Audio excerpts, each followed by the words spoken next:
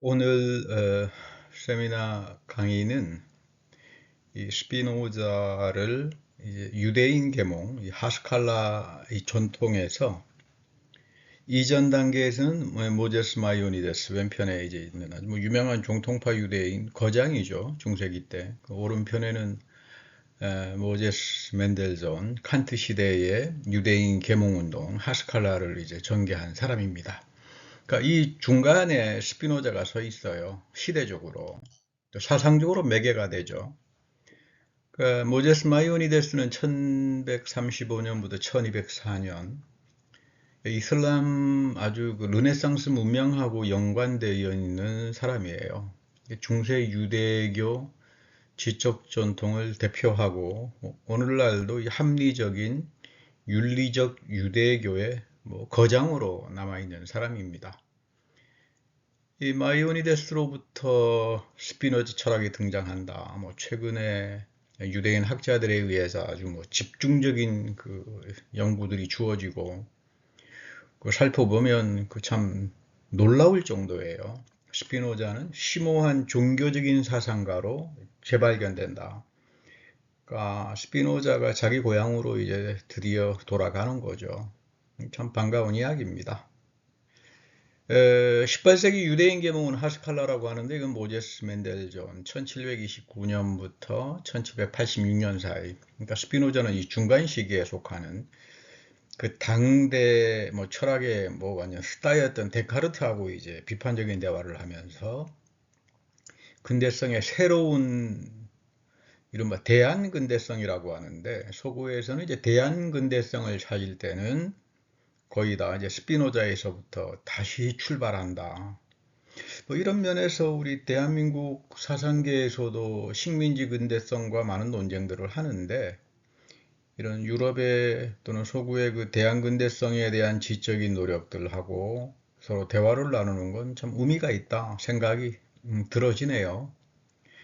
어쨌든 이 모제스 맨델스온은 예루살렘이라고 하는 유명한 책을 썼고 칸트에 의해서 격찬을 받을 정도로 이거는 이전 스피노자의 신학 정치론의 입장을 이어가는 겁니다.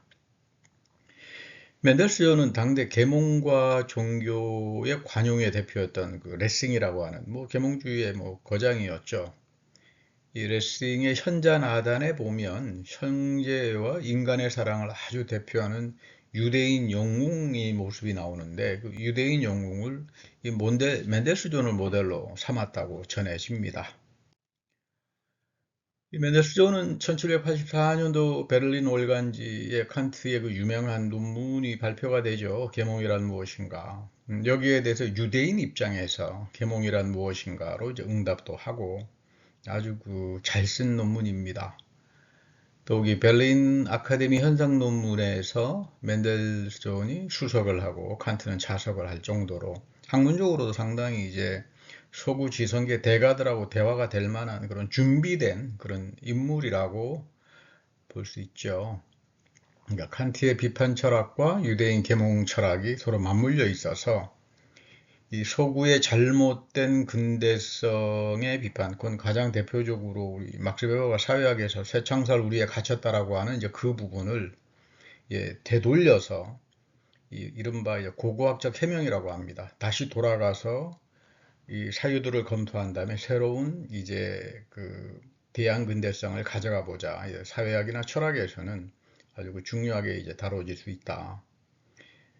마이오니데스는 스피노자 맨델스존을 통해서 마르부르크 대학의 헤르만 코헨을 통해 이어집니다.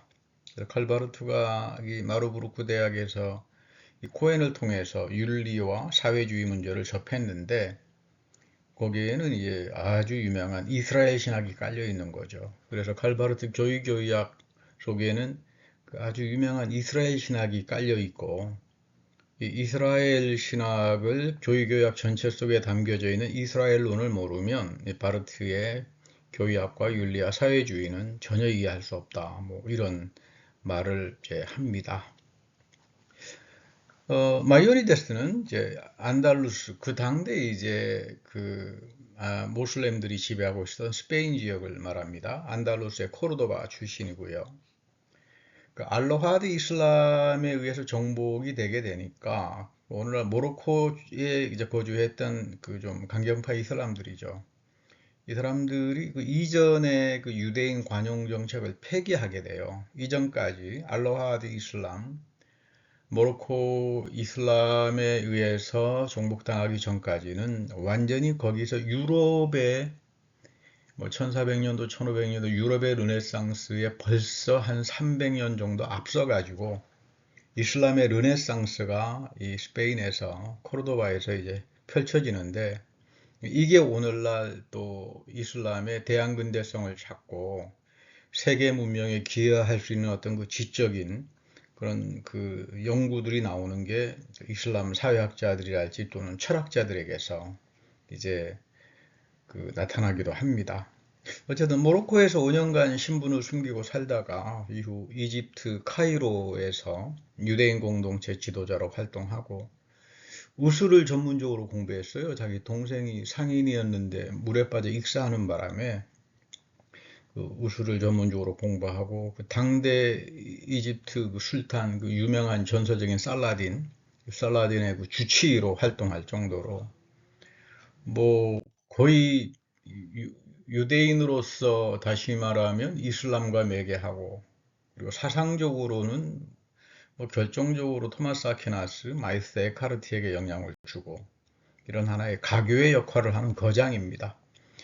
마이오니데스는 알파라비와 아비센나의 영향을 많이 받았어요. 이거 이른바 그레코 아랍 철학 전통인데 이 그레코 아랍 철학에서 주로 나타나는 하나의 해석의 원리는 신플라톤주의를 통해서 아리스토텔레스를 재해석한다. 뭐 그 당대 그럴 수밖에 없었어요. 그 자료의 빈약함이랄지.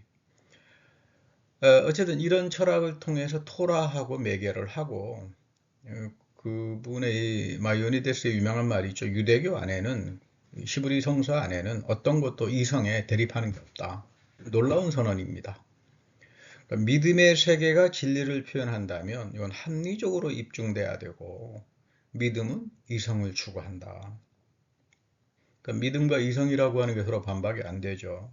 이건 뭐 우리 그 스콜라주의에서 그 중세 센 안술무스에게도 바로 이제 나타나는 내용들입니다만은 철학을 통해서 유대교의 밀교적인 가르침들, 뭐 영지주의죠. 허황된 기적들, 뭐 마술, 부적 등을 이제 제거하고 이 토라는 문자주의가 아니라 메타포와 유비를 통해서 해석되는 거다. 그러니까 토라를 기계론적으로 해석할 수 없다. 그래서 이분이 뭐 23살 때부터 시작해서 한 10년 걸려서 완성했는데 그 미슈나 토라라고 그러니까 그 할라카 율법을 어떻게 우리가 지키며 살아갈 거냐라고 하는 실천적인 할라카에 대해서 아주 그 놀라운 주석을 이제 쓰고 거기에 유명한 13개의 신앙 고백을 제시하는데 다음 시간에 이 유명한 13개의 신앙 고백을 오늘날 유대교 특별히 아브라함 헤쉘이 어떻게 그 해석을 하는가 그 부분에 대해서 좀 언급을 하도록 할게요. The Guide for the Perplexed 이건 뭐 혼란스러운 자들을 위한 지침 뭐 이 정도로 번역이 될 수 있겠죠. 유명한 책입니다. 아주 두께가 나가는 책이고 이 철학, 과학적 지식, 당대 그 소위 인문학의 그 최절정에 있었던 내용들을 다 꿰뚫어 보고 토라를 연구하면서 서로의 대립을 해소한다. 그러니까 예언자들의 문서는 비유로 읽어져야 하고 특별히 이 지침을 쓴 이유는 교육을 받았는데 혼란스럽고 이걸 어떻게 우리가 지금 유대인으로서 이 서구 전통에 살면서 토라를 지키면서 동시에 이 서구 전통의 지성들하고 대화를 할 거냐 이런 분들을 위해서 쓴 책이에요. 마이오니데스는 종교적 지식이라고 하는 거나 예언은 해체되는 것이 아니라 재해석되는 거다.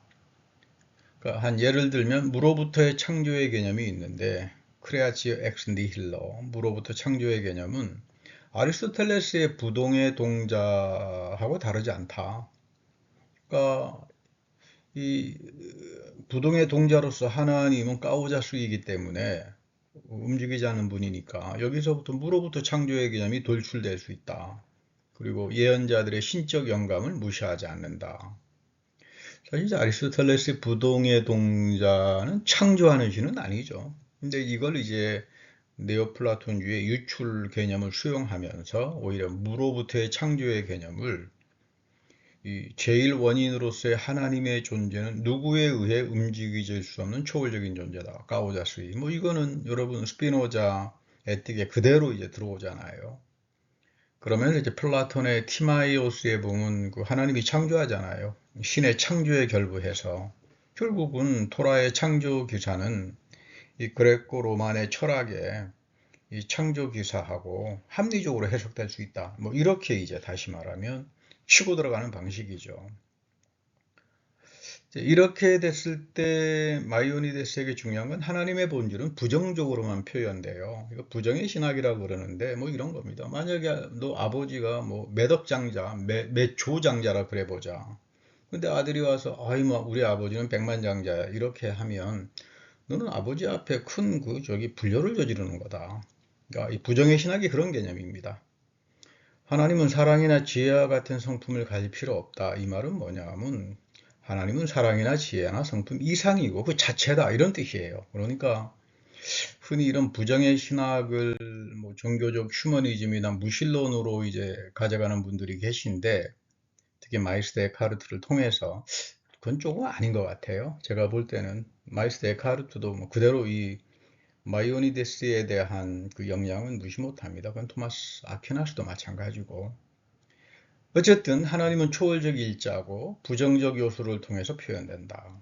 하나님의 본질은 인간의 이성과 언어로는 이거 안 된다. 뭐 토마스 아퀴나스도 에카르트도 아주 종종 이 마이오니데스의 지침을 인용하고 이거를 이제 당대 어거스틴의 성서 해석과 신비주의하고 결합을 하면서 그 이른바 카톨릭의 중세 스콜라주의는 이 영향에서 꽃을 이제 피우는 겁니다. 하나님이 자비롭다고 우리가 말할 때 하나님 안에 자비의 감정은 있는 건 아니다. 하나님의 본질은 자비의 감정을 넘어서 있고 자비의 감정으로 환원되지 않는다. 그러니까 이거 이사야에 숨어 계신 하나님 개념이죠. 하나님의 본질은 숨어 있다.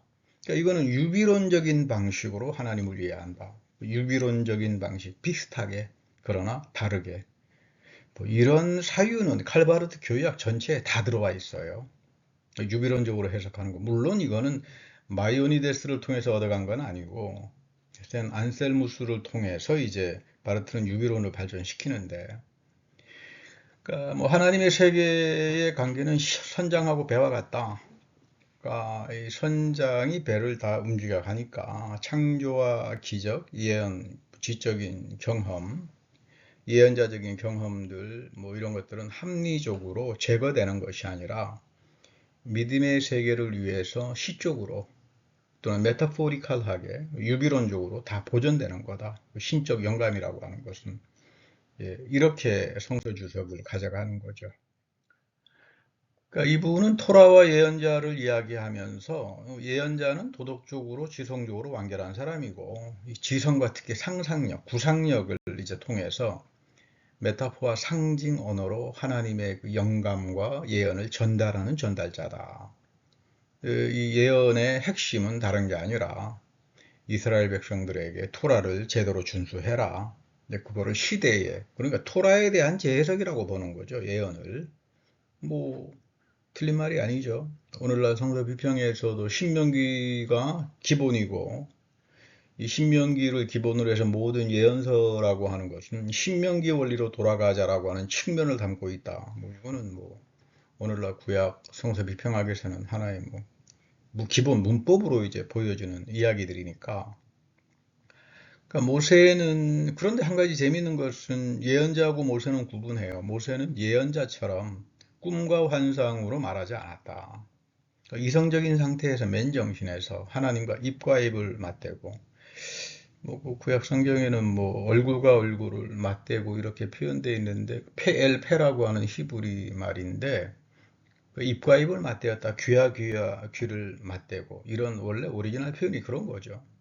또 어떻게 번역을 얼굴을 맞대고 해서 아니 그러면 하나님께서 모세에게 너 내 모습 보면 죽는다고 해서 뒷모습을 보여줬는데 근데 원래 그 이쪽에서 유대인 학자들의 주석을 보면은 그건 폐엘패고 그 입과 입을 맞대고 소통했다 그 말이에요. 그 토라를 계시했기 때문에 이 모세의 토라는 예언자들을 넘어서는 하나님의 가장 위대한 기적에 들어간다.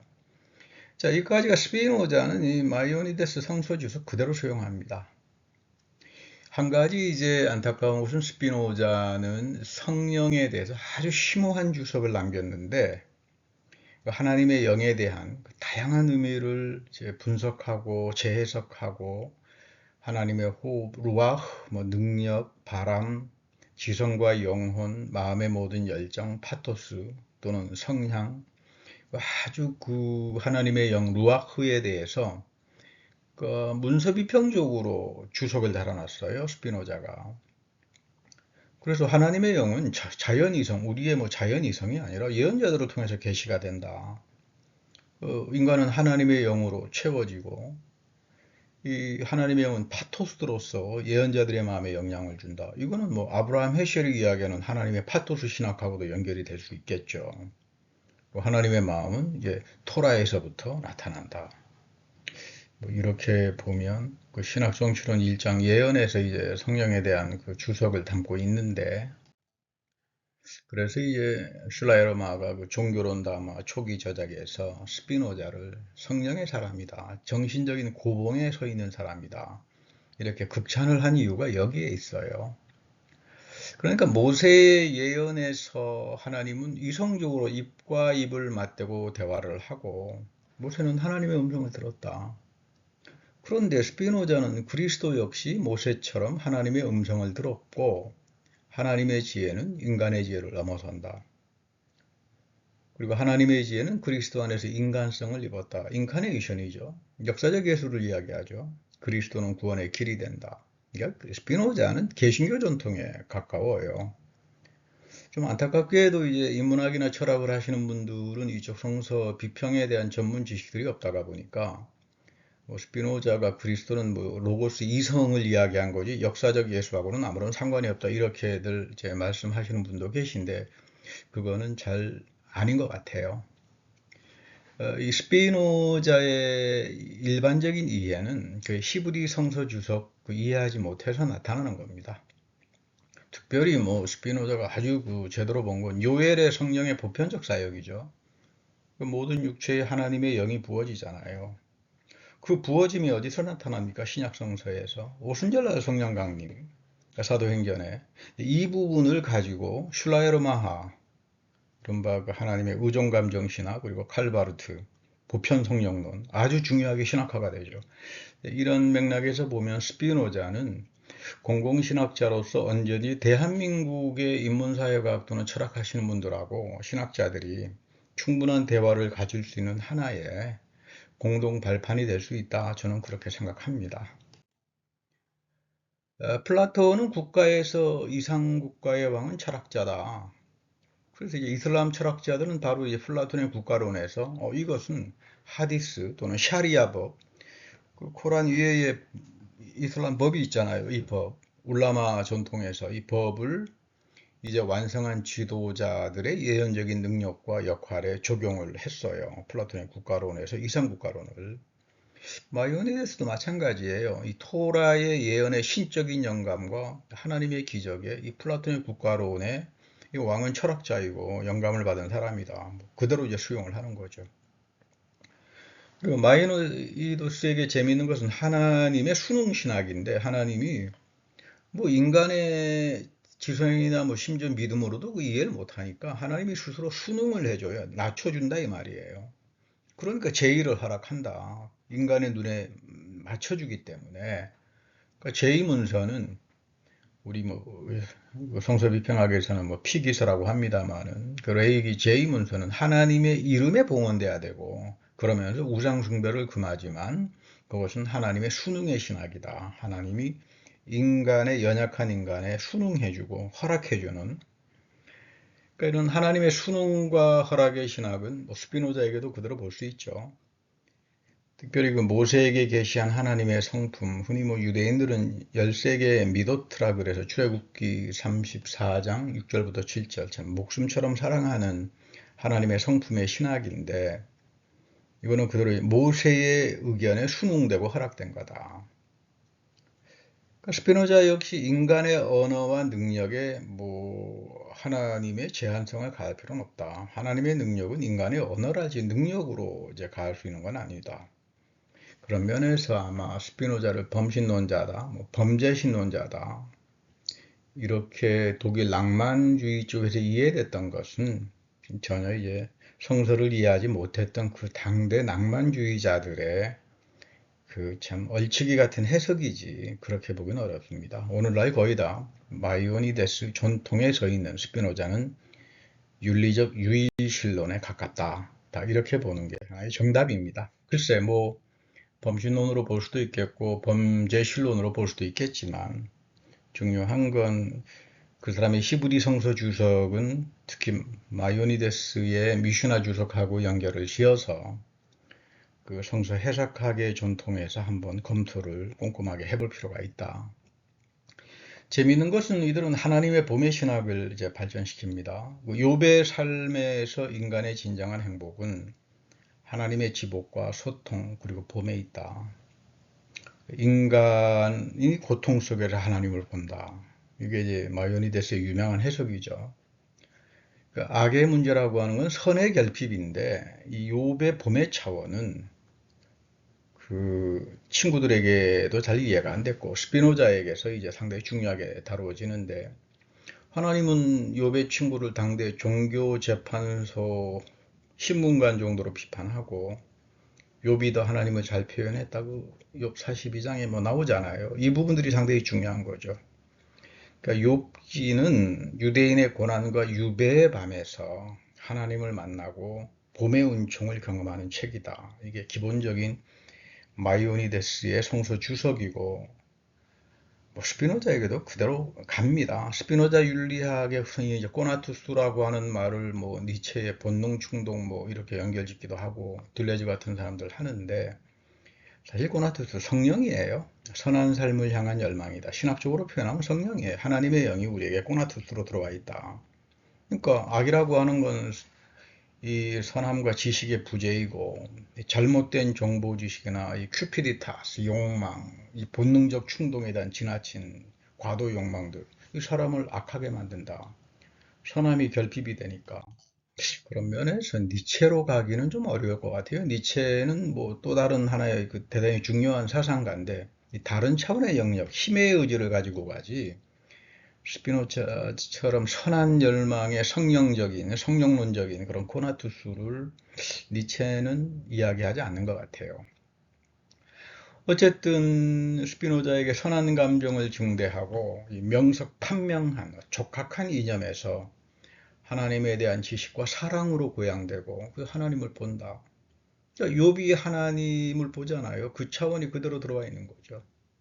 스피노자는 욥처럼 살았잖아요. 그런데 여러분이 하나님의 봄은 바울에게도 그대로 이어집니다. 그러니까 이런 유대인으로서의 자기들이 갖고 있는 공동의 생활 세계가 깔려 있다라고 하는 걸 우리가 알 수 있습니다. 하나님의 봄과 지적 사랑에서 영원성의 관점을 얻게 되는데 이런 영원성의 관점을 얻는 사람은 하나님이 세상을 사랑하는 것처럼 하나님의 사랑 자체니까 나도 이 지적인 하나님의 사랑을 가지고 우주를 덮어버리는 거예요. 하나님의 사랑으로. 그래서 이게 무우주적 사랑이다. 막스 베버가 종교사회학에서 굉장히 중요하게 보는 거죠. 이거 심정윤리라고 막스 베버가 표현한 거죠. 이런 심정윤리는 예수님의 산상수훈에서도 나타나고 또는 유교의 정명에서도 나타날 수 있고 신두교의 아임사에서도 나타나고 세계 종교 속에 이 심정윤리를 발견해서 이 세우리 창설에 갇힌 이 근대성의 허무주의를 극복하겠다. 이게 이제 다시 말하면 베버의 기본적인 사회학의 골격입니다. 어쨌든 마이오니데스는 이 토라의 궁극적 목표는 하나님의 포착, 하나님의 포착과 윤리적인 모방이다. 아주 중요한 이거 개념이죠. 재미있는 말을 합니다. 신뢰를 드는데 사람들 중에는 궁전 근처에 사람들이 있다. 성 밖에 있는 사람들인데 무신론자들이죠. 그런데 두 번째 유형은 성 안에 있는데 등을 돌리고 서 있어요. 공중에서. 대중의 억견, 선동하는 말, 여기에 쉽게 이제 선동당해서 이리저리 끌려다니는 그런 이 대중들. 그런가 하면 세 번째 유형의 사람은 궁전 안으로 들어가지만 가고 싶어 하지만 방법을 몰라요. 이거 어떻게 하면 내가 이 하나님의 궁전 안에 들어가지? 순진한 유대인들, 토라를 공부하지 않은 유대인들. 그 다음에 이제 네 번째 학식이 있는 유대인들이 있는데 바로 이 사람들을 위해서 자기가 이제 지침, 가이드를 썼다고 하는데 이 토라의 권위는 인정하는데 이 철학적인 관조, 인문학적인 사유를 가져서 철학을 관조하고 또 종교적 체험, 하나님에 대한 봄 이런 것들로 나가지 못하는 사람들이다. 그저 궁전 밖에서 돌아다니는 자들이다. 근데 이제 궁전 안에 있는 사람들은 토라의 기본 원리를 알고 철학적 관조를 통해서 결국 하나님을 만난다. 그래서 하나님은 이 두 유형의 사람, 마이오니데스는 이 두 그룹을 위해서 혼란스러워하는 자들을 위한 지침이다. 뭐 이렇게 책을 썼다는 말을 합니다. 그러니까 하나님과 지적 교통에 있는 자들, 하나님의 보좌 가까이에 있다. 이게 다시 말하면 에스겔의 하나님 보좌 신학이에요. 우리 에스겔 1장에 보면 하나님의 보좌, 신적 전차바퀴가 나오잖아요. 그 유대교 전통에서는 에스겔의 마르카바 신비주의다 이렇게 말을 하는데 이 에스겔의 마르카바 신비주의는 정통 유대교에서도 아주 중요하게 다루어져요. 카발라뿐만 아니고. 그러니까 이 에스겔의 마르카바 신비주의는 신앙과 지식 그리고 윤리적 행동으로 해석한다. 그래서 유대인 학자들은 바울의 삼중천 체험을 이 에스겔의 마르카바 전통에서 이제 해석들을 많이 하죠. 그러니까 인간의 완전함은 하나님을 지성적으로 깨달으면서 포착한다. apprehension of God. 이건 뭐 그대로 스피노자 말이잖아요. 이 인간의 지성적인 사랑을 통해서 하나님을 지성적으로 깨달으면서 포착한다. 하나님을 apprehension. 그러니까 단순한 understanding이 아니죠. apprehension이라고 하는 것은 일종의 뭐 우리 해결식으로 표현하면 거의 뭐 개념적인 파악 정도가 되는 뭐 칸트로는 통각 완전히 일치한 하나의 그 하나님에 대한 그 반성을 가지고 포착을 하는 통각의 차원인데 개념적으로 파악한다. 이렇게 하나님을 깨달으면서 포착한 자의 삶은 하나님의 자비와 정의와 의로움에 순응하면서 윤리적인 모방을 하면서 살아간다. 이게 그 지침에 나오는 유명한 말입니다. 그러니까 이 호세화적인 이 백성이 야훼에 대한 지식이 없어서 망한다. 믿음은 무식한 게 아니다 이 말이에요. 이런 하나님의 apprehension of God, 토라의 연구를 통해서 말씀을 통해서 하나님을 포착하고 하나님을 깨달으면 그것이 나의 믿음을 아주 강하게 해줄 수 있고 동시에 하나님의 자비, 정의 그리고 의로움에 순응하면서 하나님을 윤리적으로 모방하면서 살아간다. 뭐 바울도 그런 말 안 합니까? 너희들 하나님을 모방하고 살아가라. 이게 이제 스피노자의 영원성의 관점에 쑥 들어와 있는 겁니다. 물론 뭐 스피노자는 어떤 디테일한 부분에서는 이 마이오니데스의 성서 주석을 비판하기도 하지만 그 틀에서 움직여요. 다음 시간에 기회가 되면 이게 이제 맨델스존 그리고 아브라함 헤셜에게서 어떻게 더 이렇게 발전되는가 한번 보도록 하겠습니다. 감사합니다.